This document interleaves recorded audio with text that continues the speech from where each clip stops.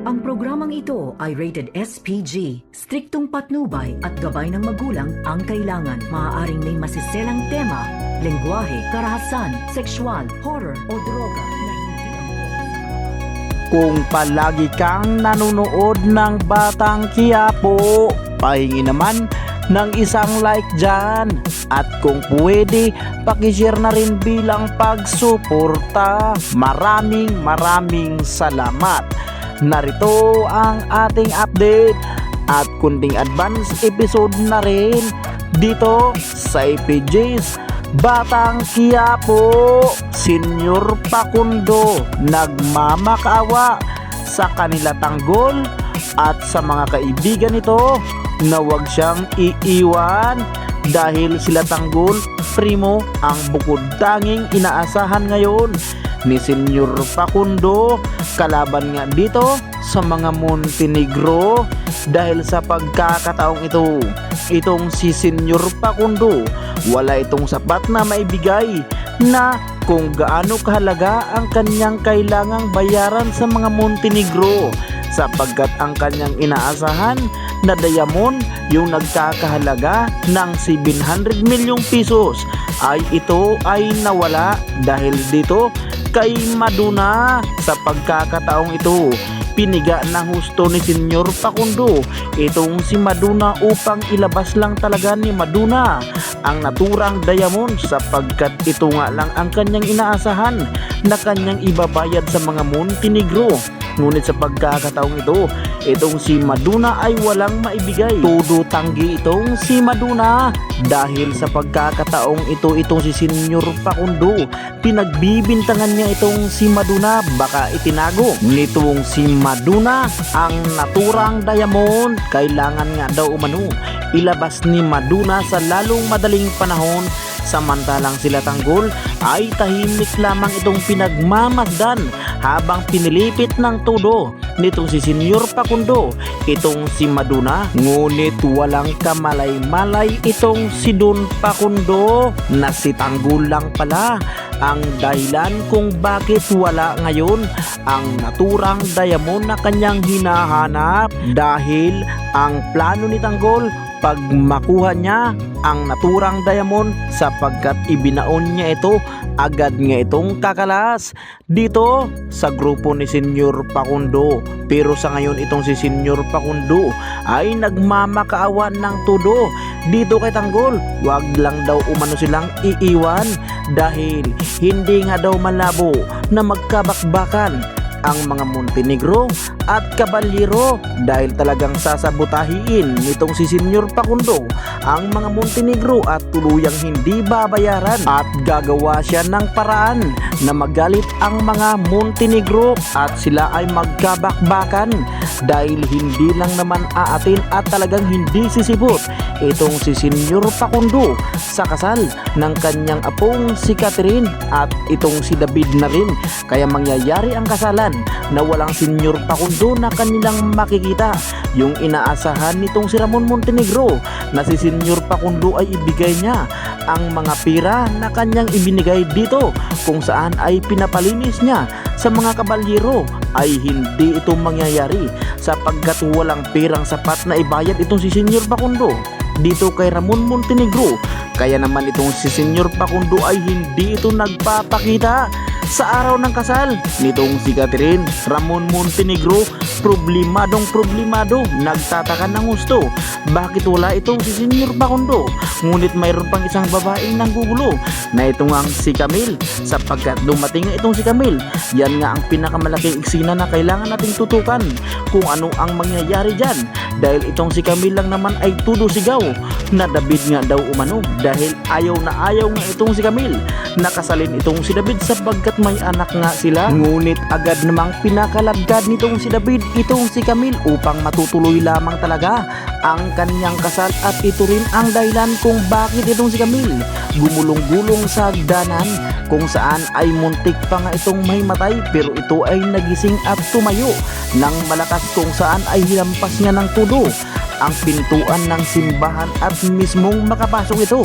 Kaya naman tutukan natin, samantalang tila mapapaganda yung mga bagay kung saan ay nagmamakaawa itong si Senyor Facundo dito kay Tanggol, sapagkat itong si Tanggol at itong si David ay hindi malabong magkakaharap dito sa pamilya Caballero dahil ganap na nga ngayong kasal itong si David at itong si Camille. Ngunit tulang kamalay-malay itong si David na ang grupo ni Tanggol, lalong lalo na itong si Tanggol, ay isa ngayon sa pinagkakatiwalaan at isa sa mga bigating tauhan nitong si Senyor Facundo. Ngunit sa pagkakataong ito, nakita nga ng ating bidang si Tanggol na medyo humupa na ang tensyon kundra nga sa mga kapulisan, kung saan ay agad ngang binalikan ng ating bidang si Tanggol kung saan niya ibinaon ang naturang diamond upang ito ay kanyang kunin. Ngunit tagumpay ngang nakuha nila Tanggol. Laking ngiti nga ang mga kaibigan nito, pero si Inting ay kabadong-kabado dahil baka magalit daw itong si Senyor Facundo at baka sila ay babalikan at ubusin. Pero ayon kay Tanggol, hindi nga daw siya natatakot.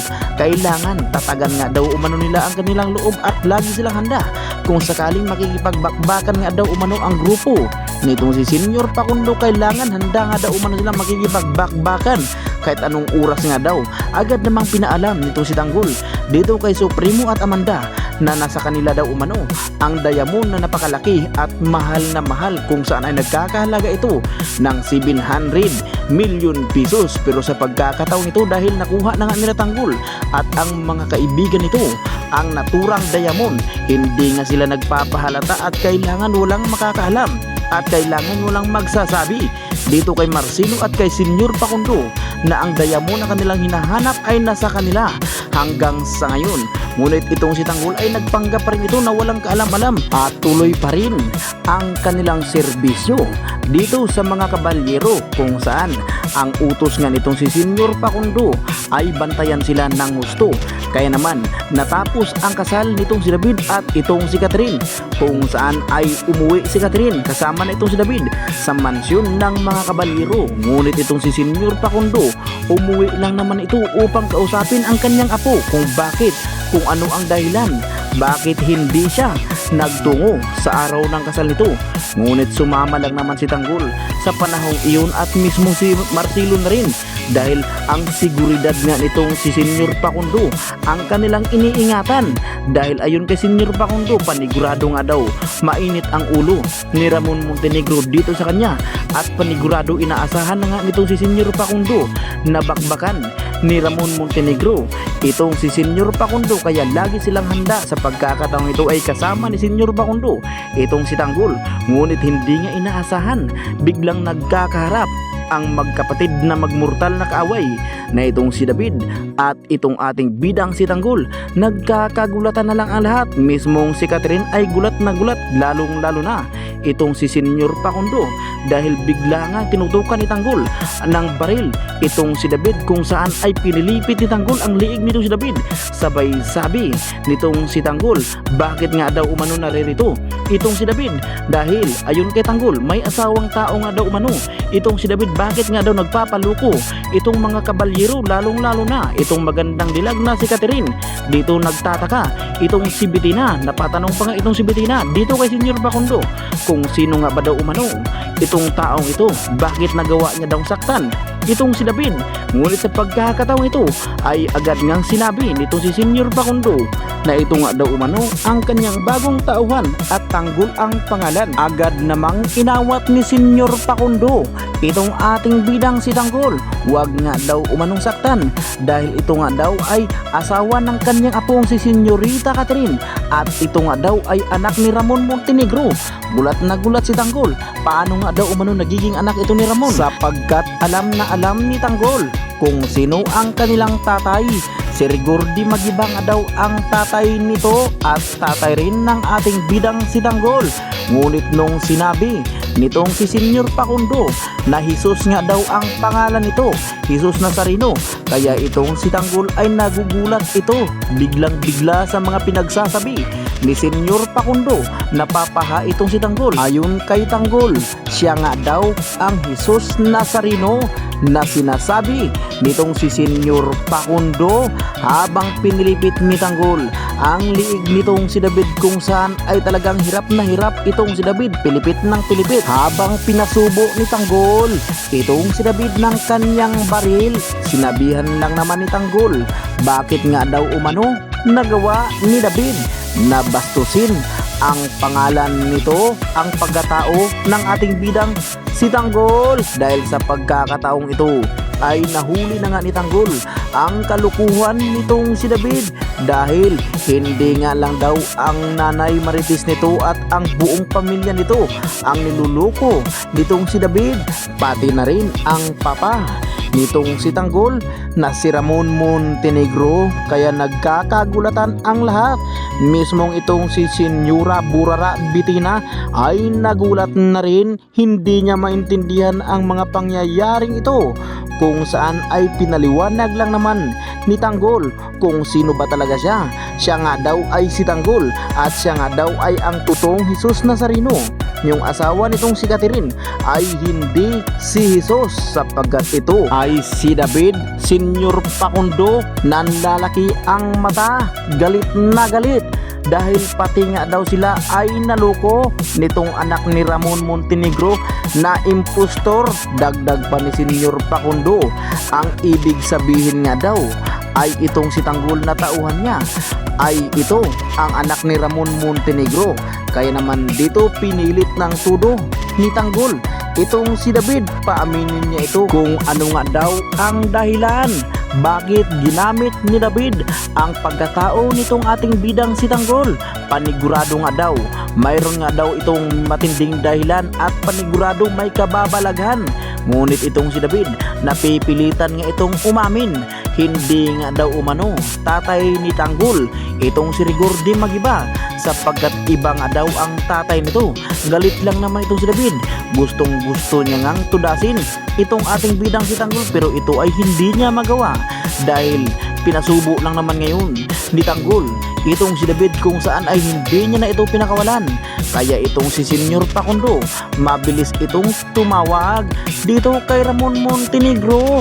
Gulat si Ramon Montenegro, ngunit sa pagkakataong ito ay dito lang pala mabubuko ang kalukuhan nitong si David dahil sinabi lang naman ni Senyor Pakundo na mayroon nga daw umano siyang dapat malaman tungkol sa kaniyang anak, tungkol nga daw sa pagkatao nitong impostor niyang anak na si Tanggol.